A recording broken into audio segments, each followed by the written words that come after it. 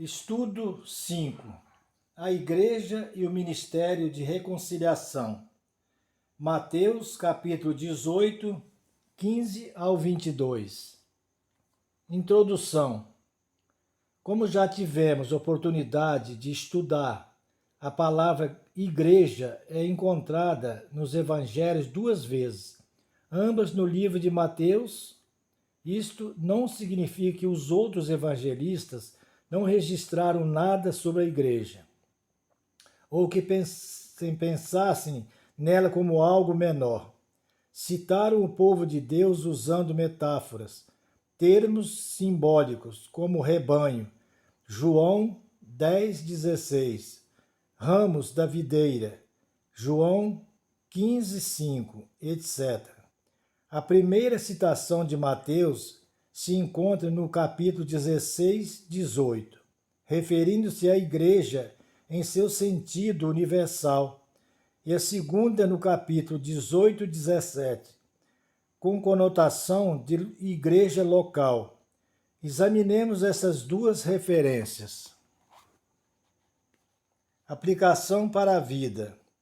Uma das referências à igreja citada nos evangelhos refere-se ao povo de Deus como ramo da videira que é Cristo. Você se sente como parte integrante desta videira? Comente.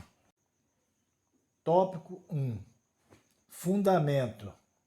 Em Mateus 16, 18, Jesus está se referindo à igreja em seu sentido universal.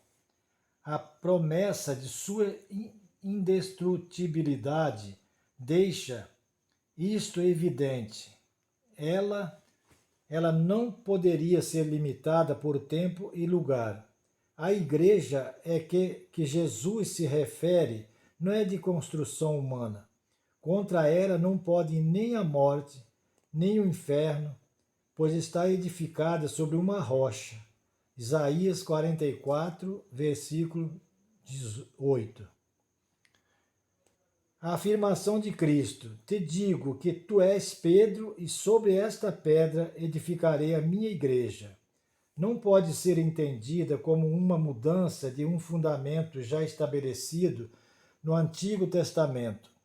Embora exista a corrente de pensamento de identificação desta rocha com o próprio Pedro, o Novo Testamento, em suas explanações seguintes, não deixa nenhuma dúvida quanto ao verdadeiro fundador e fundamento da Igreja, Jesus Cristo, o Senhor. Paulo, escrevendo aos Coríntios, destaca a impossibilidade de ser lançado outro fundamento além do que havia sido posto, o próprio Jesus Cristo. 1 Coríntios capítulo 3, versículo 11. Pedro afirma, em seu discurso diante do Sinédrio, que Jesus é a pedra rejeitada pelos construtores da religiosidade judaica, mas estabelecida por Deus como pedra angular. Atos 4, 11. Posteriormente, em sua primeira epístola, é enfático a afirmar a mesma verdade. 1 Pedro 2, 4, 7.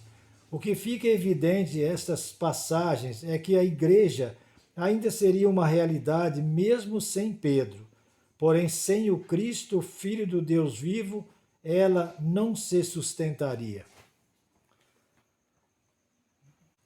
Tópico 2. Autoridade. Uma questão inquietante aqui são as chaves do reino. Mateus 16, 19. Qual o real significado dessas chaves? Não convém pensar nelas como um poder arbitrário concedido a um ser humano ou a alguma organização? É melhor entendê-las como autoridade confiada à Igreja do Senhor para anunciar os termos e as condições pelos quais Deus perdoa o pecado. Neste texto, Mateus 16, 18, 19, Jesus se dirige representativamente a Pedro. Mas quando lemos João 20, 21, 23, ouvimos o Cristo ressurreto em saudação aos seus discípulos, a sua igreja incipiente, determinando a sua missão evangelística, garantindo companhia do Espírito Santo e repetindo as palavras anteriormente ditas a Pedro a respeito do perdão e retenção de pecados. Entendemos assim que estas chaves, que também foram entregues aos outros discípulos, são os termos pelos quais se anuncia o Evangelho. Mediante a sua pregação, a Igreja liga, abre as portas da salvação àqueles que confessam o Cristo, o Filho do Deus vivo.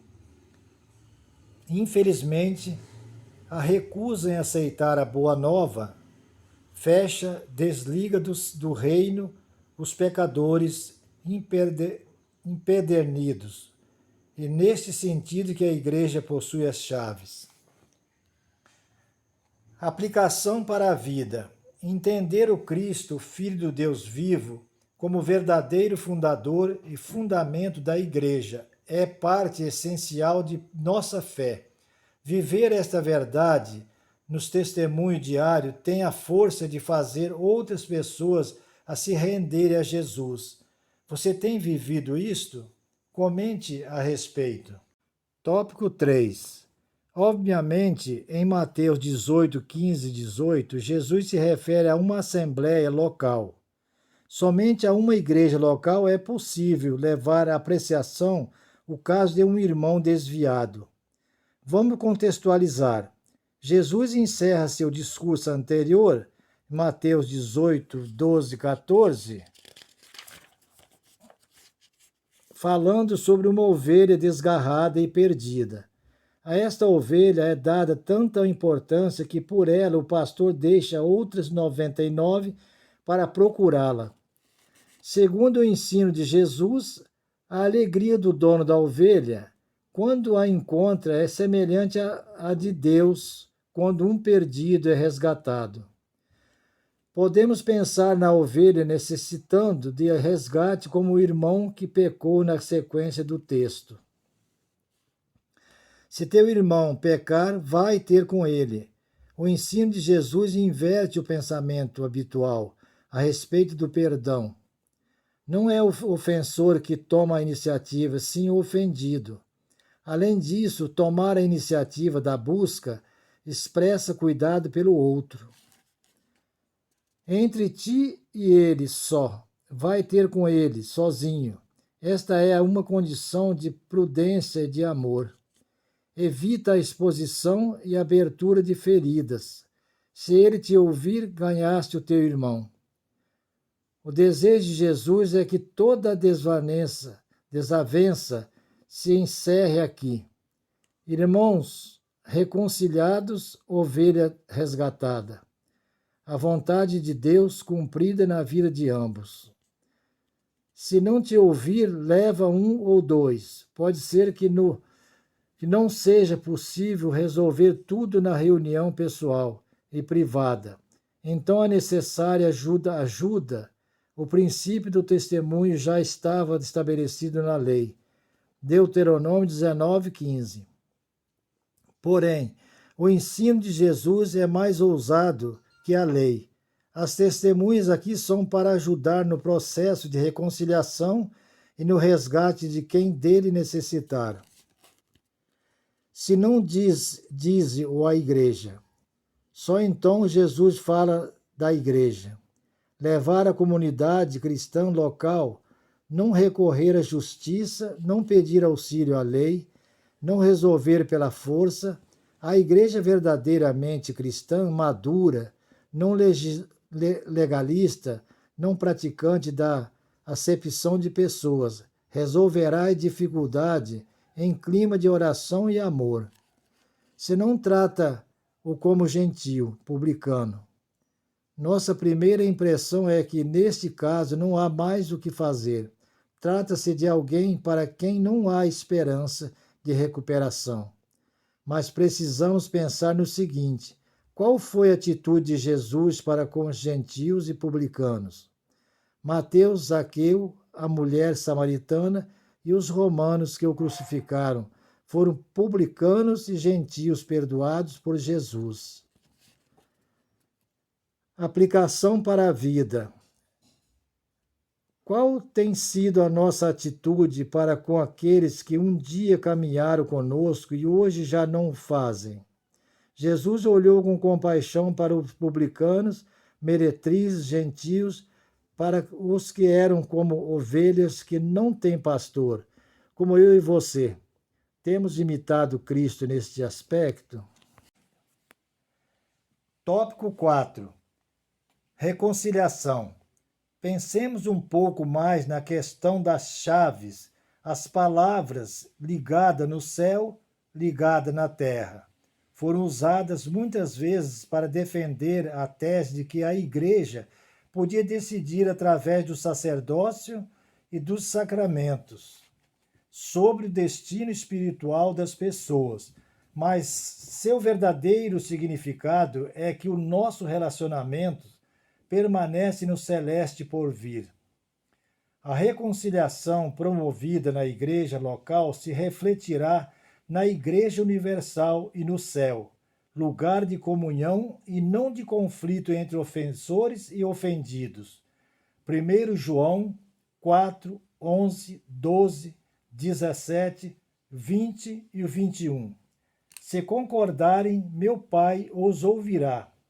Jesus encerra este pequeno discurso apontando para o resultado da comunhão entre os crentes.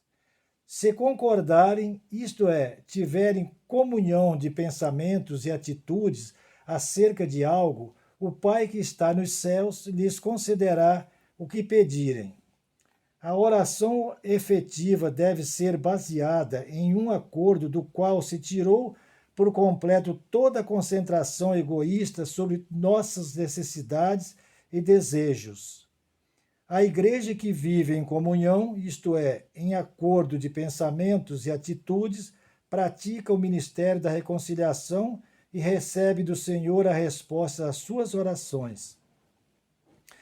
Porque onde estiverem 2 ou 3 reunidos em meu nome, ali estou eu no meio deles. Mateus 18, 20. Aplicação para a vida. Muitas vezes, a atitude de quem é ofendido é comentar com outras pessoas, procurar o pastor ou falar da igreja. Quem faz assim está agindo na contramão do que Jesus ensinou. Você procura o irmão que te ofendeu para conversar antes de tomar qualquer outra atitude? Considerações finais. A igreja, que tem o Cristo, Filho do Deus vivo, como seu fundador e seu fundamento é a instituição que recebeu a incumbência de anunciar os termos pelos quais o Senhor perdoa o pecado. Esta é a chave pela qual ela exerce o ministério da reconciliação. Paulo ensinou que, em Cristo, Deus reconciliou o mundo, não permitindo que os pecados fossem arrolados para condenação e confiando aos crentes a palavra da reconciliação, os transformou em embaixadores do seu reino. 2 Coríntios 5,19. Esta verdade deve ser vivida nos nossos relacionamentos com o mundo. Somos embaixadores da reconciliação divina, mas não é menos importante que esta verdade seja vivida em nossos relacionamentos pessoais, na comunhão com os irmãos, no dia a dia, como prova ou fruto da nossa conversão.